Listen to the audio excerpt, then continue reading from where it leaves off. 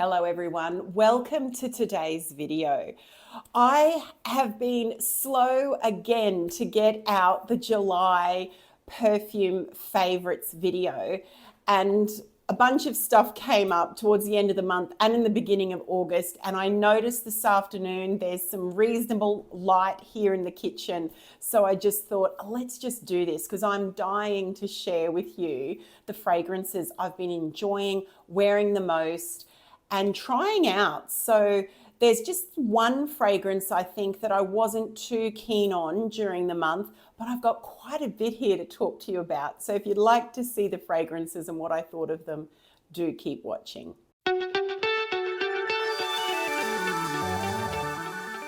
First up, I think I'm going to start with a few of the easy reaches for the month of July and early August. This is one I mention from time to time on the channel. It is such a hidden, affordable gem. This is Bella from Franck Olivier. This is a perfect everyday fragrance. I wear this, it's just easy reach. You can wear this in the office. It's a musky rose fragrance, musky floral, but predominantly rose. I believe there's Lily of the Valley in here. This, as I say, it's an absolute gem. It's not good for the price, it's just good. It's a delicate, very feminine, quite soft, not soft in terms of projection, it's got some really good projection, but the overall feel of this is very soft, feminine, musky. It doesn't go too powdery, it's more musky, and it's like something like one of the original Chloe perfumes. So Chloe's Signature, Chloe Naturelle, that kind of thing. It also reminded me, I said some time ago now, there was Entice 2 from Ajmal in a pink bottle like that, but it's very much that very feminine Chloe kind of fragrance. In fact, it makes me want to go back to Chloe fragrances. When I finish this, I would be very keen to pick up, if not the Chloe Signature, perhaps the Naturelle one. I've not smelled the Lumineuse. Lumineuse? Tell me if you've smelled that one, but this is kind of classic rose, musky. There's fruits in here, but they don't come to the forefront. But this one's fail safe for me. As I say, I've worn this a lot to work. It just is going to make you feel good, put together, works all year round. It's winter here in Australia. I've been reaching for this a little bit. Perfect springtime, I guess, as well. That is Bella from Franck Olivier. In a similar kind of situation, floral, feminine, easy reach, I'm going to talk again about Jador Parfum d'Eau from Dior. This is the water-based Jador, and I love it. I've finished this bottle, this little 30ml bottle. I love the bottles too, actually. The original Jador was always a bit much for me. I'd be interested to go back to it now. I think I found it a bit too full on florals, slightly dated, slightly heavy, but I've not smelled it in years and years, the original Jador. This one's quite different. It's magnolia forward and it's very lotiony. It's a water-based fragrance, so it comes out milky, it looks milky, it smells like a lotion, more than lactonic, I would say, like a milky kind of bath with very much magnolia, very elegant, very clean smelling, perfect out of the shower. I did travel with this again in the last month, and it's just delightful, just absolutely delightful. I may replace this at some stage. I think it's truly wonderful. I'd also recommend this Jador Parfum d'Eau as a gift. I think the bottle is stunning, and for anyone that likes floral, feminine, kind of delicate fragrances, I think this is almost a safe blind buy, to be honest. That is Jador Parfum d'Eau from Dior. The other one that I have been thoroughly enjoying, where's the front here? In terms of floral, this is a bright floral fragrance, and I mentioned I had tried out a discovery set from the Australian indie niche brand Hart and Hedi, and it was a wonderful discovery set. And this fragrance, Hedi's Garden, was my pick, and it is a linden blossom centric fragrance. There's other citrus in here. It's a stunner. This is Hedi's Garden from Hart and Hedi. Let's see. Yeah, it's absolutely beautiful. This could be worn daytime wear all year round. I've been enjoying wearing it this winter. It's got enough oomph that I can wear it in the winter. There's a story behind it. It's based on the perfumer. It's her grandmother who was in, let me get this right, Switzerland during the 1940s, during wartime, and she had a florist shop that was stocked from the family's gardens. And I think the intent behind this fragrance was to smell like a freshly watered cedar box or box of garden flowers. It's wonderful. It's quite green. It's very bright. The linden blossom or the combination is actually quite honeyed, I find. There's a warm honeyed quality to the florals in Hedi's Garden, and it actually lasts a surprisingly long time on the skin, more than 6 hours, moderate projection. I'm definitely exploring more of independent perfume houses, and yeah, like I just am really interested in that. This is very natural smelling. I think that's also, I'm not hung up on things having to be natural, but to smell like the florals that they are suggesting seems to appeal more and more to me. So I'll be going down those paths more, I think, in the future, but very happy to have Hedi's Garden from Hart and Hedi. All the fragrances I mention, I'll spell out in the description box. This is not sponsored, but I was absolutely delighted to come across this brand and this fragrance. In fact, I would say there were 6 samples in the discovery set, and they were all fabulous, all very distinct, all very likable, and all quite natural smelling. So I don't know what that means. It means I'm getting old possibly, but I like these. It's more restful, and there is something nostalgic about this without it at all being classic, dated, or old-fashioned. It's something unique, kind of green, ever so slightly fresh and aquatic. It's not the main thing, but yeah, warm, slightly honeyed florals. That is Hedi's Garden from the brand Hart and Hedi. And then I did delve into some of the Juliet Has a Gun that I have. Let's keep the easy reach theme going. I have Lipstick Fever here from Juliet Has a Gun. I think this is a really good, versatile, easy reach fragrance. It's raspberry and powder, basically. The raspberry I love more and more the more I own it, the more I have it, the more I wear it. At first I thought the raspberry was really strong, but now I feel like it's kind of aquatic. It's a more watery raspberry, really quite refreshing, very pleasant. I find it a more natural raspberry now rather than something that I thought was like Cotty's raspberry cordial. This doesn't last the longest on the skin, lipstick fever. I would say 3 or 4 hours, which I think is okay. I'm enjoying it in this cooler season here in Australia. There's something very cozy about it.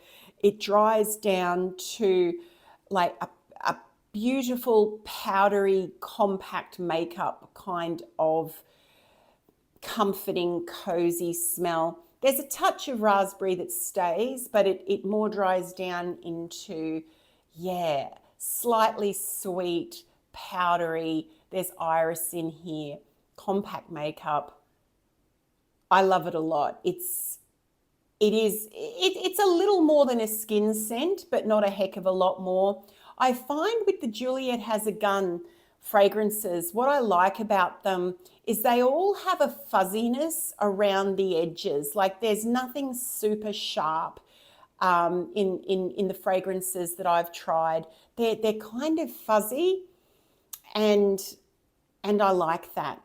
And yeah, this one I've had for 6 to 12 months, and as you can see, I've been wearing Lipstick Fever quite a lot. Very feminine, perfect to wear like, you know, Netflix and chill. If you want something low key for a date night, it doesn't project a lot, but that can be nice too.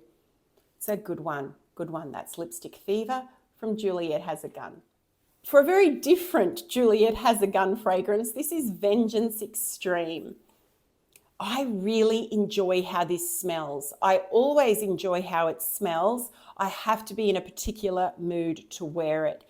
It's a rose, patchouli, lavender fragrance. It's described as a rose chypre fragrance, so it has that kind of slightly stately, not old-fashioned, classic kind of vibe, but I think this is done in a really interesting way. It's a very cold in terms of temperature fragrance. Everything to me is blended really well. I'm not hugely averse to patchouli, but there's a lot of patchouli in here. But again, it's fuzzy around the edges to me. But it's much, much stronger than Lipstick Fever. There's, you know, a powdery lavender in here. The rose is not the most prominent. The rose is quite prominent when you smell it from the bottle, but on the skin, it's more of this cold patchouli lavender number with some rose behind it. I was thinking about how to describe Vengeance Extreme, and I would say you could describe this as a switched on, very canny grandma if you cross grandma with the Headless Horseman. There's something slightly dramatic and unhinged about this. It's very gothic, that kind of thing. I guess in terms of smell, powdery, lavender mixed with rose, lots of patchouli. It's a vibe. It's a gothic grandma, Headless Horseman kind of vibe. And so you can tell that there's not that many circumstances where you'd think, yeah, I'm going to go and mix with other people smelling like this. I do wear it of an evening going to sleep sometimes because I find the way the lavender is done really quite pretty actually and quite soothing, but it's not one that I'd wear in social events necessarily because I think it's kind of aloof. These cold toned fragrances tend to keep you separated from those around you. I think it's kind of like a bit of a force field. And, you know, sometimes I think that can be handy, but this is Juliette Has a Gun, Vengeance Extreme. One other comment that I want to make with Juliette Has a Gun. I love their bottles. Their bottles are stunning, absolutely stunning. The The markings on this bottle are really something. I like how their bottles are all completely uniform shaped, but different designs. And the packaging, they have that, if you've not seen with Juliet Has a Gun, he's put everything in that recyclable, minimalistic outer packaging, but the bottle itself sits very snug in some foam, never any issues.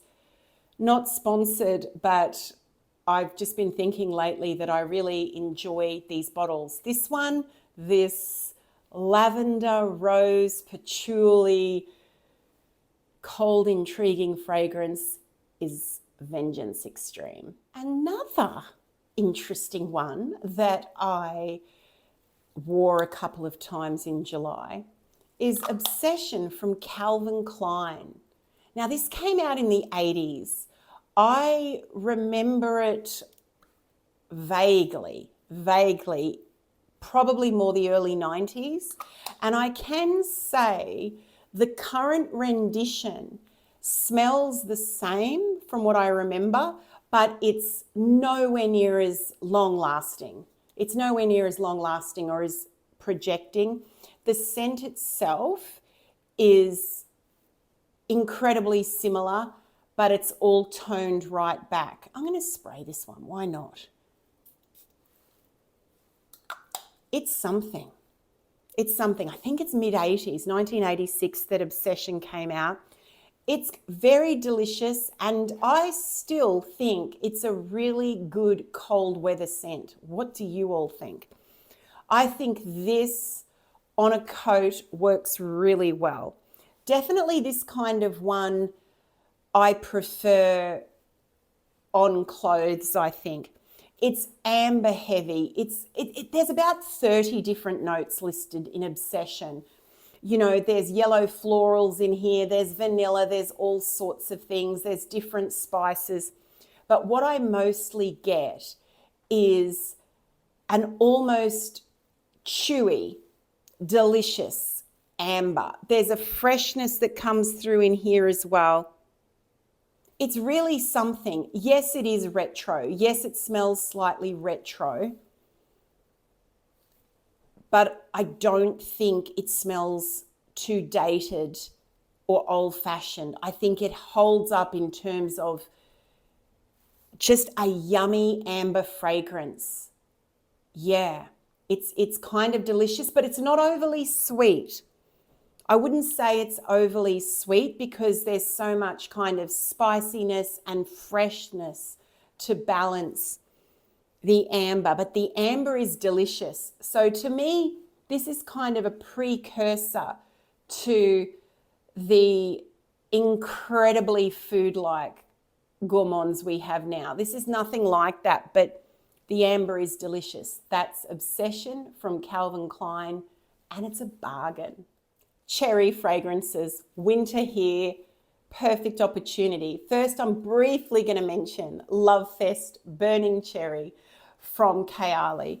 I think Lovefest Burning Cherry will remain my favourite cherry scent. I enjoy this a lot. I've worn this on several occasions through July. It doesn't last the longest, but it lasts long enough for me. 4 or 5 hours, can smell it on clothes for up to 6 hours. It's a warm, slightly woody. It's got the Palo Santo and the Gaiac wood in here. There's patchouli in here. I do like patchouli, so bear that in mind with a lot of what I say. I'm from that era where patchouli was to the forefront in a lot of the fragrances, and I find it very comforting. It's not to the forefront in this. You more, I think, get the Palo Santo in here. You get the fruits. It's very well done. It's ever so slightly candied, ever so slightly medicinal, the cherry, but it's all warmed up. It's cozy. And I think this one will remain in my collection for a long time. It's not cold weather here for much of the year, so this bottle has lasted me. This is the 3rd winter, actually. But it's beautiful. It's flirtatious. delicious even. That's Kayali, Lovefest Burning Cherry. The other cherry fragrance that I cannot believe how much I've worn, look at this because it's quite new to the collection, is Supremacy Tapus Rouge from Afnan. Now, this has only been in my collection for maybe 3 or 4 months. Look where that line is. It's insane. It's insane. I don't even like this fragrance. Like, I wouldn't have thought this would be one that I reach for a lot, but I do because it's an interesting combination of a beautiful fresh fragrance, much along the lines of the Mystic Bouquet, which I didn't like. I've mentioned that before, so I won't go on about it. But it's got that kind of musky, fresh hit to it. And then it's got the cherry, which is this cherry is, again, this one's more medicinal than Lovefest Burning Cherry, but it works. Why I'm not super keen on recommending it is it doesn't last long, which is another reason I've probably gone through much of this bottle. But something about this Supremacy Tapus Rouge really works for me after a shower. It's clean, it's musky, it's fresh, and it's got cherry, and I'm a sucker for cherry. That again is Supremacy Tapus Rouge from Afnan. I also wanted to mention this one, which is Oud Maracuja from Maison Crivelli. Now this I hadn't played around with prior to this winter, but I decided let's give it a go. And I wore it one day while I was working from home, sitting at my computer. And I really like it. Let's be clear. This is another one of these situations where I love how this smells. It is deep, oudy. It's got so much depth to it. I just can't see myself wearing it as a perfume very much because it's just way too strong, it's too heavy, and that's what makes it masculine to me. The scent profile doesn't necessarily make it masculine to me because it's got such a mouth-watering passion fruit, the maracuja. Amazing, mouth-watering passion fruit, very sweet and tart at the same time. Absolutely delicious. So yeah, it's not that the scent profile is necessarily screams masculine, but the strength of this, that very deep, oudy base makes it too heavy for me to wear. That's what makes it masculine to me.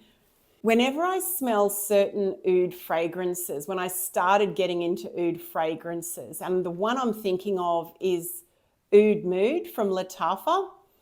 This smells nothing like that, but it's got a very prominent oud in it as well.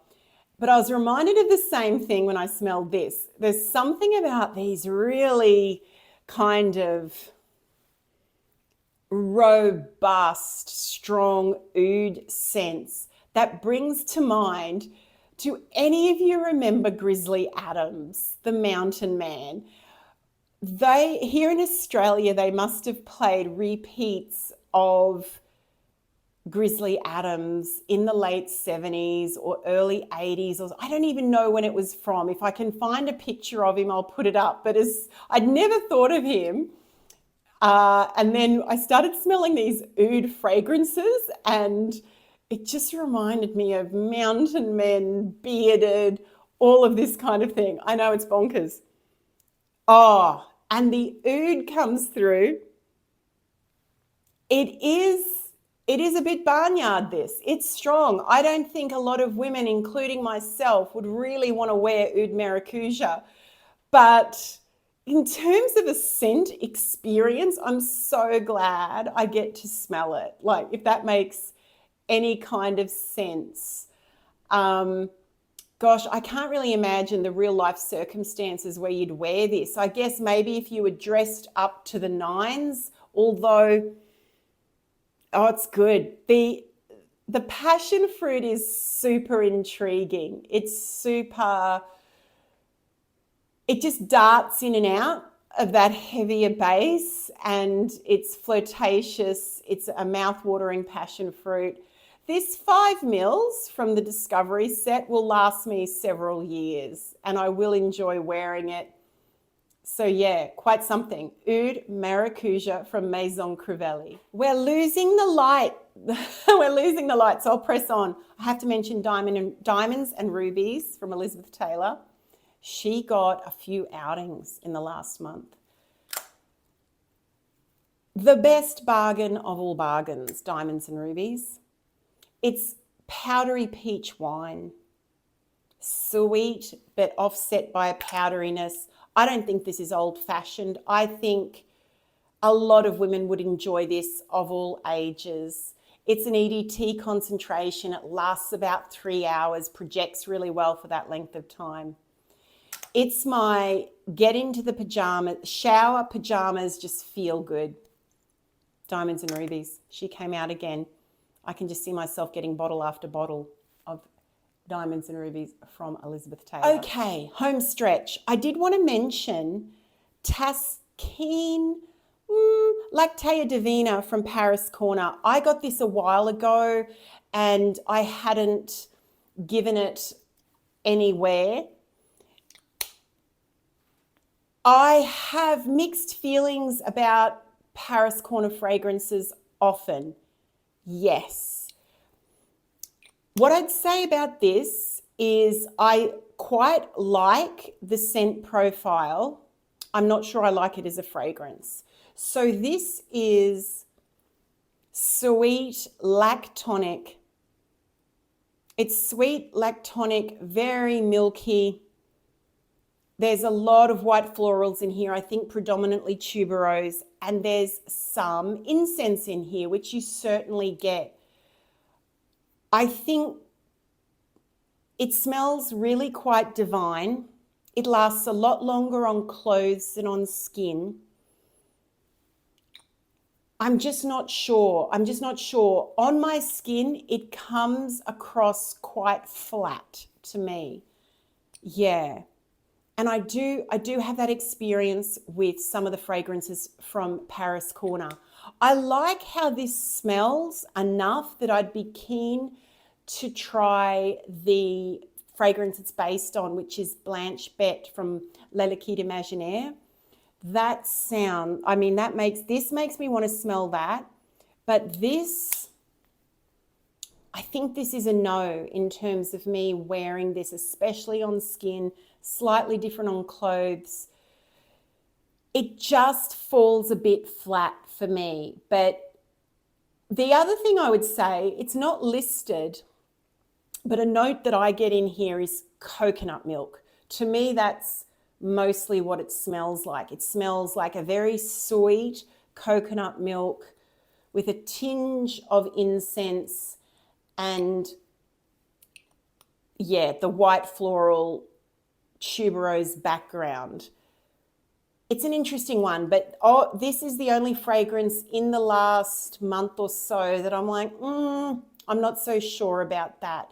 And this is the time of year, the cooler weather, where this would work for me. And it's not quite. I will keep trying Lactea Divina from Paris Corner, and I'll update you. It's been sitting in my collection for plenty of months now, so I don't think it needs to do anything. I just don't think it works for me in terms of a perfume. Interesting smell. That is everything. Yes, that is everything, friends. I hope you're doing well. If you're in Australia, I hope you're surviving this very cold winter that we're having. It's been a bit rough, I think, this year for a lot of people. And wherever you're watching from, I hope you have a wonderful weekend. I'm so thrilled to be able to talk to you about fragrances. Thanks so much for watching. See you in the next video. Bye.